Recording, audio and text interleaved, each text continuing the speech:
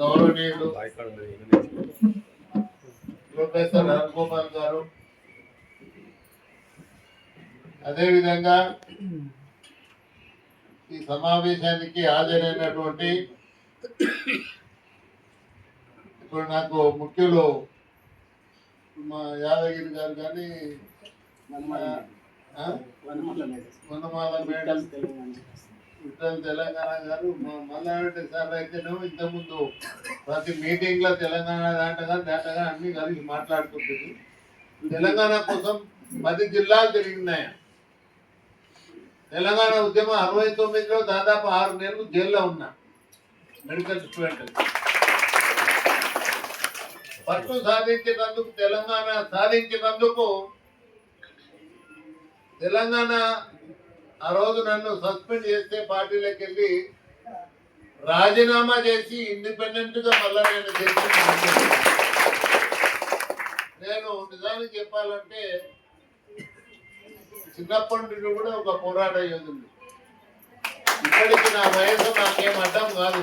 ఇక్కడ ఉండే మా అక్క చెల్లెళ్ళను చూస్తూ ఉంటే, వారి ఆక్రందన చూస్తూ ఉంటే, వారి ఆవేశం చూస్తూ ఉంటే నిజంగా చాలా బాధేస్తుంది. ఎందుకయ్యా ప్రజాప్రతినిధులు అనేటోళ్ళు ఎందుకు ఎన్నుకోబడతారు? వాళ్ళ డ్యూటీ ఏంది? ప్రాయంగా పెట్టుకునే ఆల్ఫాబెట్స్ కావు. ఎమ్మెల్యే, ఎంపీ, మంత్రి. ఇలా మనం తెలంగాణ కావాలని పోరాడి తెలంగాణ తీసుకొని వచ్చిన తర్వాత మళ్ళీ మనకు అన్యాయం జరుగుతూ ఉంది. ఒక జిల్లాకి వెళ్ళి ఇంకో జిల్లా. ఇలా నేను అడుగుతాను ఉత్తమ్ కుమార్ రెడ్డి గారిని,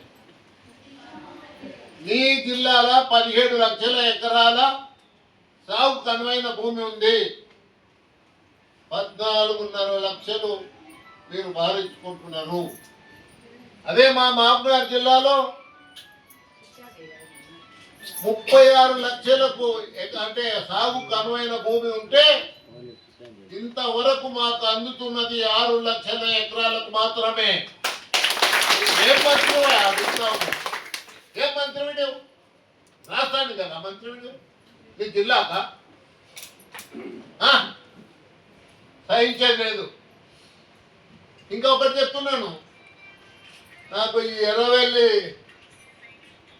గ్రామం కానీ ఆ పక్కన ఉన్నటువంటి తాండా కానీ గోకారం కానీ ఇవన్నీ ఏ ఒక్క సెంటు భూమి మునగకుండా